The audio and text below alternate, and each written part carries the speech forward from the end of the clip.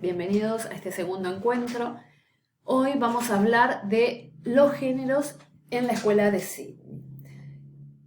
Martin y Rose hacen un mapa de los géneros que circulan en la escuela secundaria y lo hacen teniendo en cuenta el propósito global de los géneros, ¿sí? Recordemos la definición de género. Para estos autores, un género era una actividad social orientada hacia un determinado propósito y formada por etapas en las que los hablantes intervienen en tanto miembros de una determinada cultura. De acuerdo con esto, se entiende que va a haber tantos géneros como actividades sociales se puedan reconocer dentro de una cultura. Y lo que va a distinguir a cada uno de los géneros es el propósito comunicativo específico, es decir, qué es lo que quiere hacer en un determinado contexto, ¿sí? Un discurso, de acuerdo con quién lo produce, con cómo circula, con por dónde circula, ¿sí? Para llegar a la audiencia pretendida. Esto que nosotros, cuando hablamos de género, nosotros en general solemos pensar en textos escritos como un cuento, un ensayo, una explicación en un manual, pero estos autores amplían, ¿sí?, la definición de géneros y encuentran patrones discursivos también en un intercambio en un almacén o en una apuesta en una agencia de quiniela o en un clasificado de esos que aparecían antes en los periódicos, ¿sí? Entonces todo texto, ¿sí?, tiene una determinada estructura de acuerdo con el propósito que busca alcanzar y con las etapas que necesita para alcanzar ese propósito. Acá en este curso nos vamos a centrar en los géneros que aparecen en los manuales escolares, básicamente, y en los libros de textos que circulan por la secundaria. Bien, así, dentro de la escuela secundaria,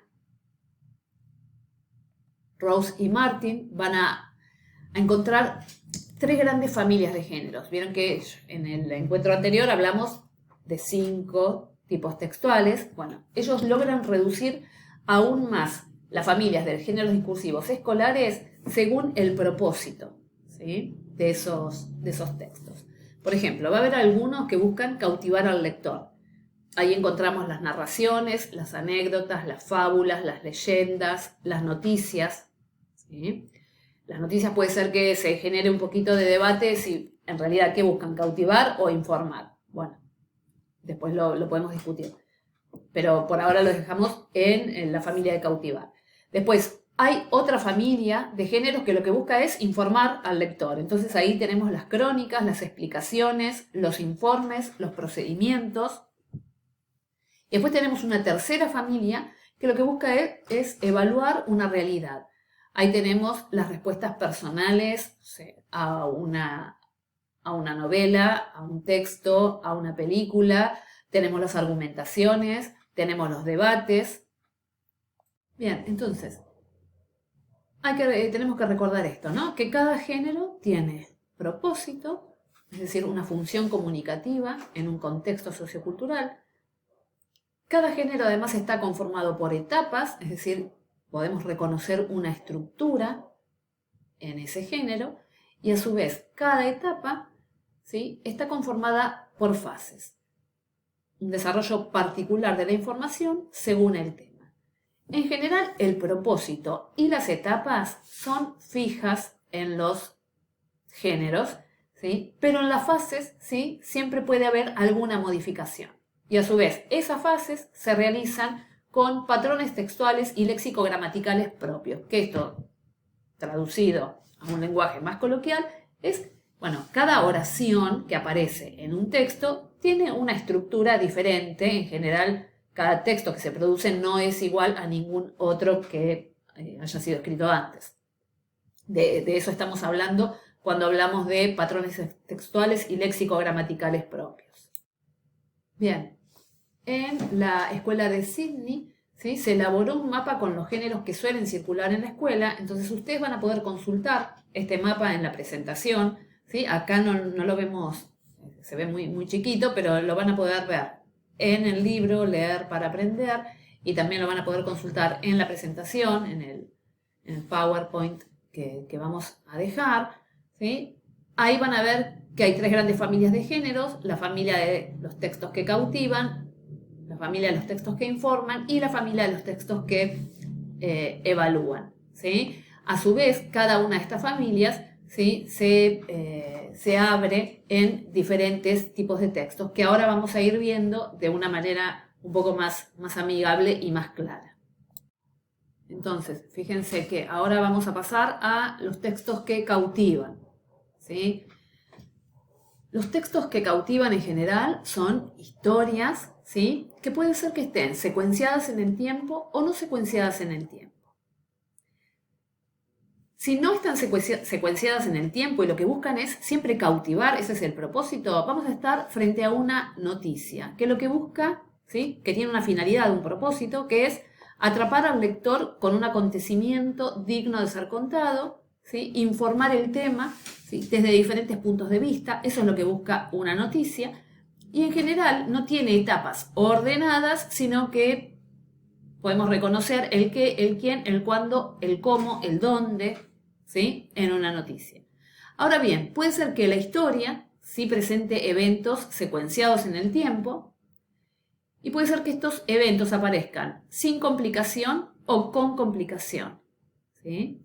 Si tienen complicación, puede ser que la complicación se resuelva o que no se resuelva. Si se resuelve la complicación, estamos frente a una narración literaria, ¿sí?, cuya finalidad es presentar una historia en la que se resuelve una complicación en una historia. Las etapas, bien, va a aparecer una orientación en la que se presentan los personajes, una complicación en la que esa situación inicial, ¿sí?, justamente se complica, y finalmente una resolución con la posibilidad de que aparezca antes una evaluación. No siempre va a aparecer.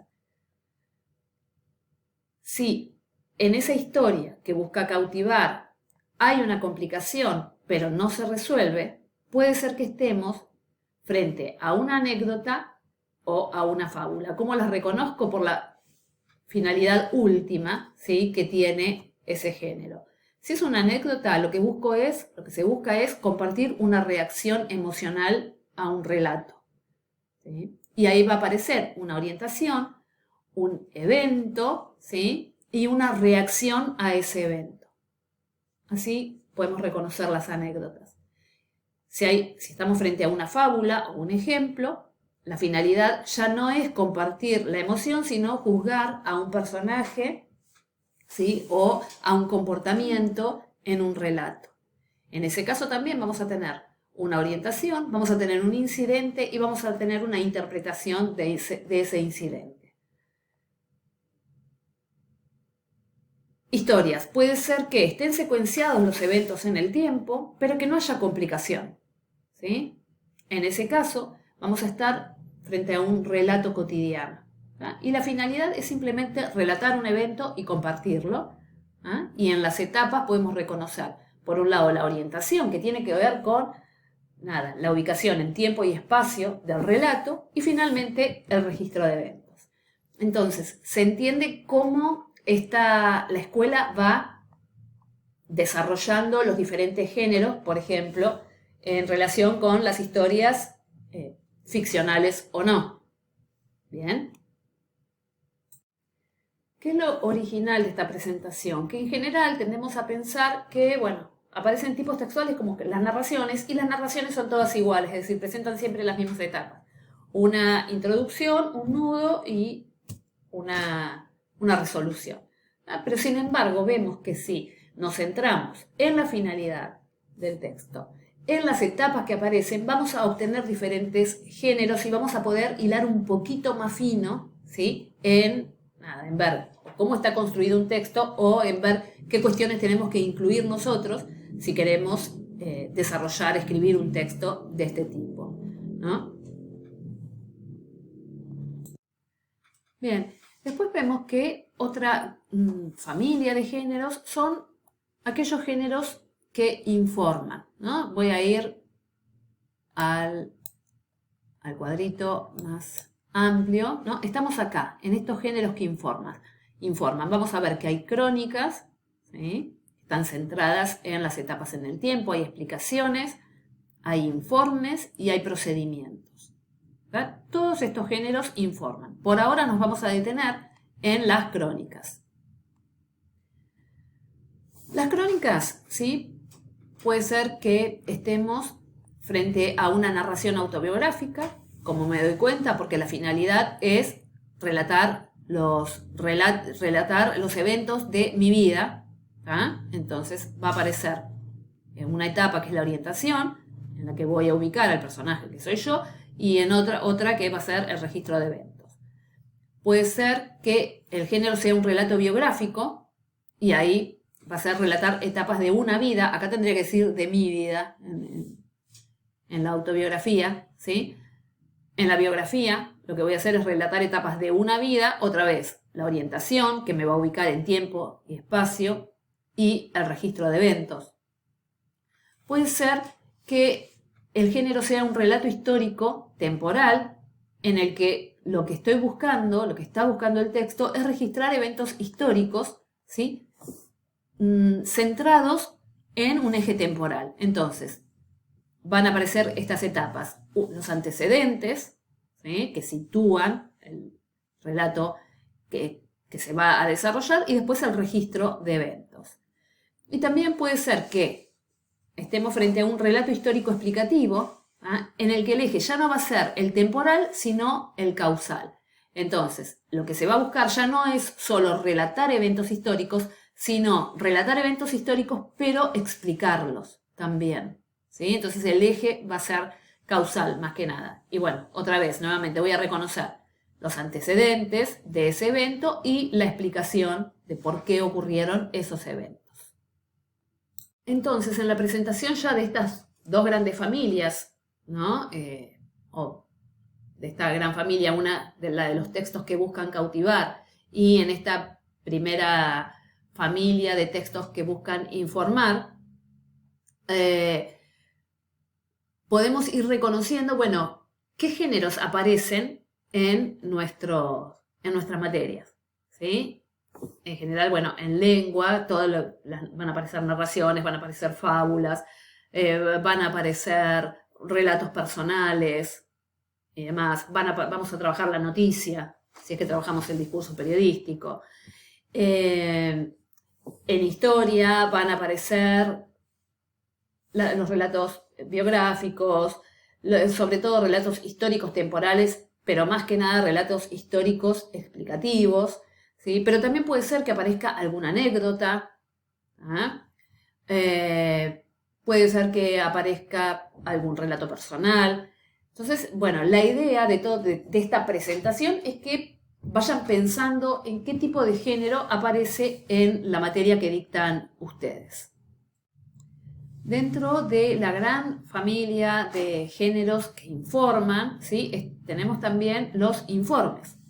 Los informes, que son básicamente exposiciones que buscan o describir un elemento, un fenómeno, un objeto, ¿sí?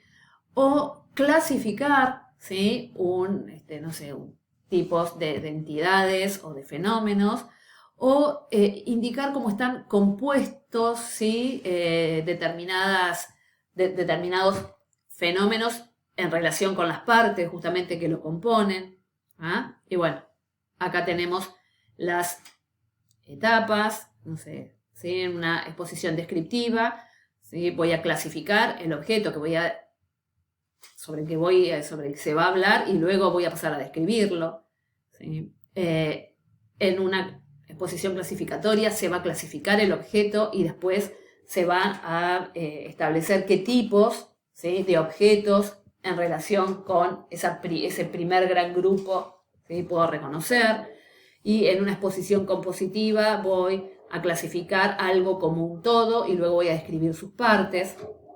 Bueno, nuevamente, este tipo de informes aparecen en muchas materias. Aparecen en biología, puede ser que aparezca en historia, va a aparecer en lengua, va a aparecer en química. Me parece que los informes es una de los géneros que atraviesan todas que atraviesa, uno de los géneros que atraviesa todas las disciplinas, ¿no?